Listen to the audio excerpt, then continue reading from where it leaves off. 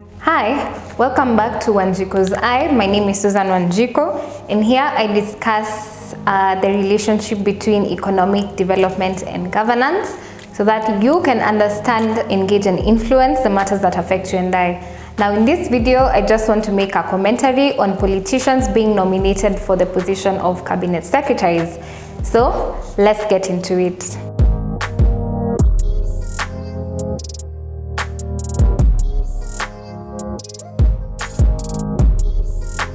Now, when the president nominated his cabinet secretaries, the selection was more disappointing than it was inspiring. And this is because most or some of the people, I think more than half of the people who were nominated were politicians, and some had lost the seats that they had vied for, while others still held their elective seats. Now, I won't even touch on integrity issues, because when we had the 2022 general election, the integrity question left the chart, because we had quite a number of candidates who had active cases in court. Now, the criminal cases instituted against them range from murder, rape, land grabbing, money laundering, and conflict of interest, like some of them doing tender deals with the government illegally. At the same time, it's a bit difficult to ascertain which allegations are true and which ones are illegitimate, because given the nature of our politics, framing someone is very easy. But anyway, it had me wondering, were there really no other qualified people to do the job? And in my opinion, I believe we're setting a bad example, because we are indirectly communicating that even being an expert in your field is not enough to get you a nomination to head the ministry in your field if you wanted to be involved in government affairs. That the way to become a cabinet secretary or a principal secretary is to become a politician. Now, on the question of education, I do understand that we have some serious inequalities in education, in education opportunities in Kenya. And as a result, we find that people end up either dropping out of school at different levels, sometimes because of financial factors like school fees, and sometimes due to cultural factors like being forced to drop out of school and marry at a young age. And sometimes that you find that you failed not because you're not intelligent, but because the school that you are in didn't have proper facilities. Then there's also the issue of hunger, insecurity, violence, malnutrition, etc. All these things and more affect the performance of students in school, and these are the realities in this country. But anyway, I'm just speaking about these things futuristically. Now, unfortunately, this inequality in education puts us in a perpetual cycle of discussing whether education is important for some very important positions in public office. But what's my point? Let's say out of sheer luck, that without you having an official formal education, you start from the bottom, rise up the career ladder in whichever sector or sectors, because they've shown a commitment to learn and an ability to do the job. So you get the knowledge, skills, and experience of your sector in the process. So basically, learning on the job, it's possible for you to become an expert through experience as opposed to formal education. So this is not even about education. I've just given that background because I'm looking at the future. So I'm removing education from this discussion, but I have not said it's not important. So let's say you don't have skills or experience, neither do you have academic knowledge, but you just have a little understanding of the sector you're about to lead. But still, how will you question what you don't really understand? So this was reflected in the nominations. The first thing that's a risk when it comes to running the ministries is that the nominees were selected across professions, like a lawyer being nominated to head the Ministry of Roads and Transport. So it had me asking, like, what happened to engineers, urban planners and the likes. And another very risky thing that I hear is the cabinet secretary position is just a managerial role, so it doesn't require the technical skills of that field. And still, I ask, how will you manage what you don't understand? Even if you're relying on your subordinates who are also professionals or the technicals, how will you know when you're being misled? Or how will you know when you're not seeing, you don't understand the full picture of the decisions that you're making? How then will you be able to be fully accountable and responsible for your decisions? So are those the risks that we really want to take with our ministries and our sectors for the sake of rewarding political loyalty? For example, the last thing you want is, for example, a cabinet secretary of the treasury making ridiculous statements like, since Japan and the US have debt that is way more than the GDP, there is absolutely no problem if Kenya does the same. That's a very ignorant statement that I've had politicians repeat, the media, and even people on social media platforms, because we have a thing of just regurgitating information. Then someone who thinks like that is someone who will bring the economy to its knees in a second. And I believe that's why Chapter 6 of our Constitution says that the guiding principles of leadership and integrity is that the selection of leaders should be based on personal integrity, competence, and suitability. But Chapter 6 is just another suggestion in this country.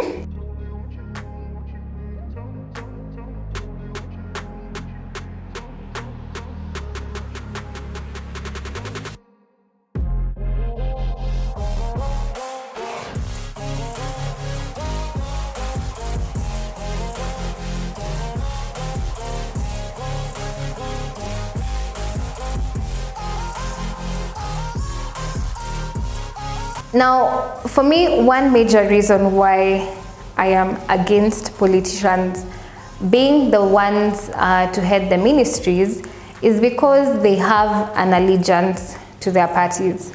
Now, I am aware that each political party has its own agenda of how they intend to address some of our issues. But first of all, cabinet secretaries are not supposed to show allegiance to any political party.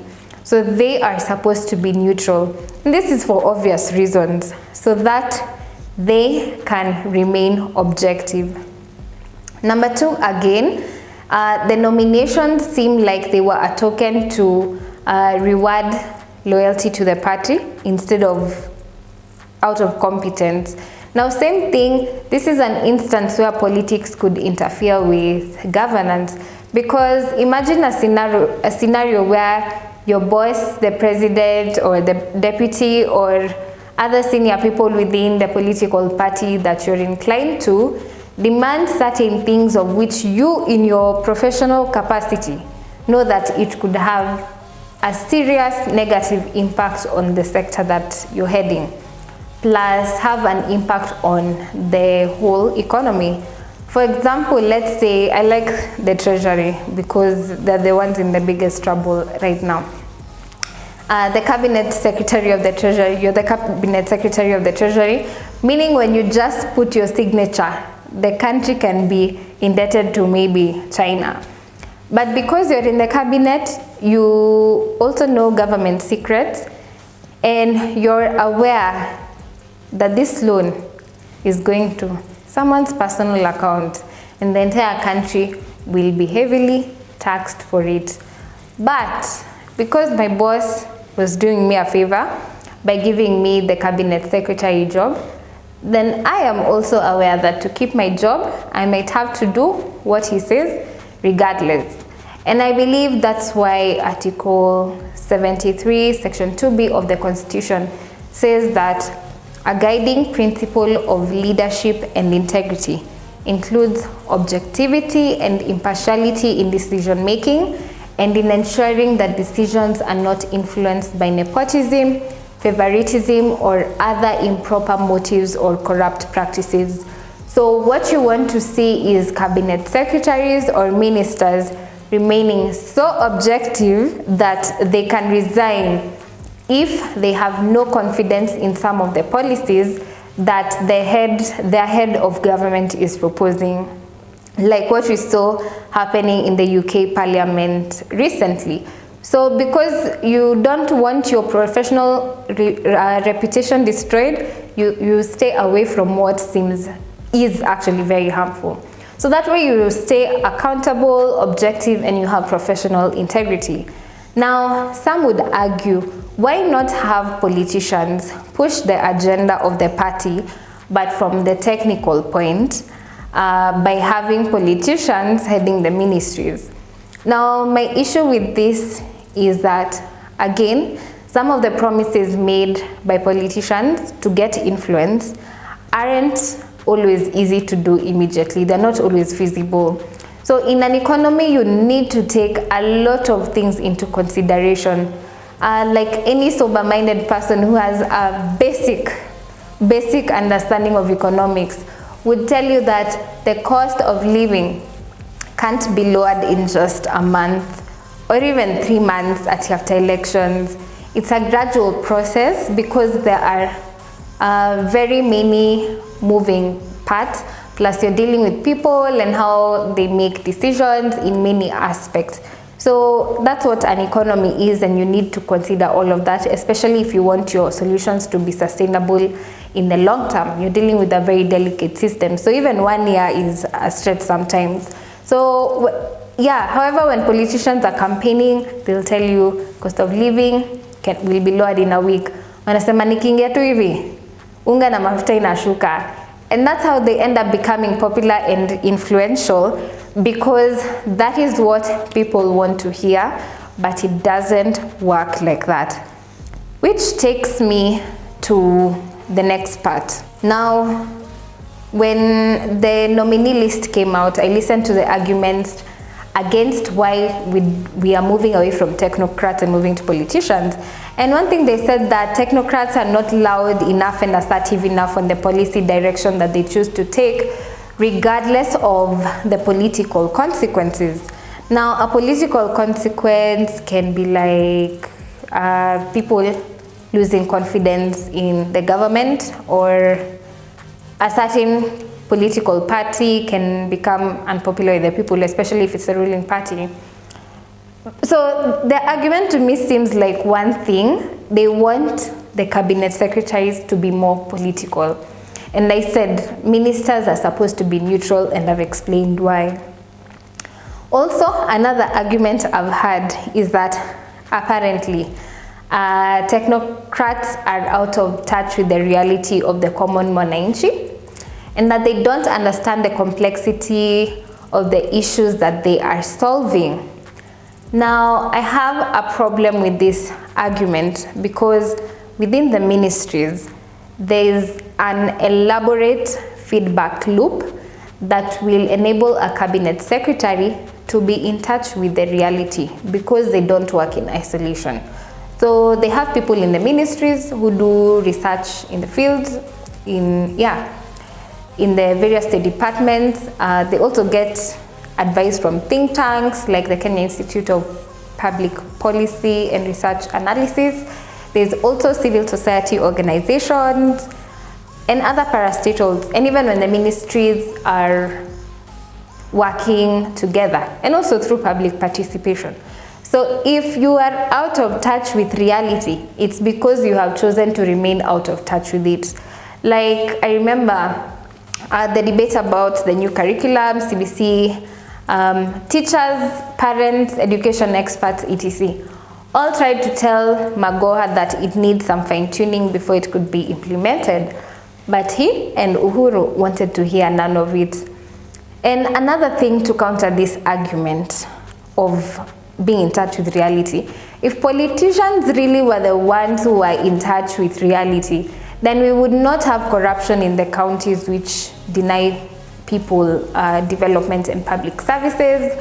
We would also have a very independent parliament because they know the very crucial role they play in checking the executive, that they don't just increase taxes because the executive wants to spend more than they have, yet they know there is already a lot of wastage, then they also wouldn't insist on increasing their salaries and benefits paid by our taxes. Yet they know a majority of people in this country are struggling to put food on their table. They also wouldn't ask for bribes before allowing someone to invest in a program or project that could uplift a certain community, another common scenario, and many other issues with the leadership in this country. So in short, if they were in touch with reality, they would realize that their positions are sacrosanct. They would not joke with their leadership roles or take them lightly. And please note, I have not said that technocrats are the innocent ones. Those are not my words. I've just said the other arguments are not very valid. Now, to the vetting of the candidates, I was curious, especially when it came to the obvious. Wealth declaration. Now, Kenyans and African politicians in general are known to be some of the richest guys in the world, not because of any innovation or any unique business idea or manufacturing, but just by the virtue of them being in government. And that's because of massive corruption, grand theft. Now, when the nominees declared their wealth, the average figure declared by each nominee was about $500 million Kenya shillings. Now, given the amount of grand theft that happens in this country, because it's stealing without painting it nicely, one thing I'd love to see is that the nominees go a step further to explain how they acquired their wealth and build this wealth systematically over time. And after that, I would have loved to see that this information is verified, that indeed they did acquire their wealth legally. And this is just being conscious to the fact that we have both public servants and politicians with serious integrity issues. If you use the proceeds of crime, like you supplied air to the government, to a government institution, and then you are paid for it, and then you decide to buy apartments with that money, you can't say that you are legally wealthy. And then you come here to become a motivational speaker and tell us how you're an investor in real estate. Anyway, I know I'm asking for too much, but dreaming is free. And anyway, like I said, integrity left the chart when we had the 2022 general elections. So anyway, regardless of whether someone is a politician or not, what matters is that they have a combination of knowledge, skills, and integrity to run a ministry. But in a country where integrity is not really rewarded, settling on people who also don't have the knowledge and skills becomes a huge risk for the ministries and the sectors that they are heading and the economy as a whole. So, tell me what you think about selecting politicians as cabinet secretaries in the comment section. And also, if you enjoyed this video, make sure you like, share it, and subscribe to the channel. As always, thank you so much for watching. I will see you in the next one. Cheers.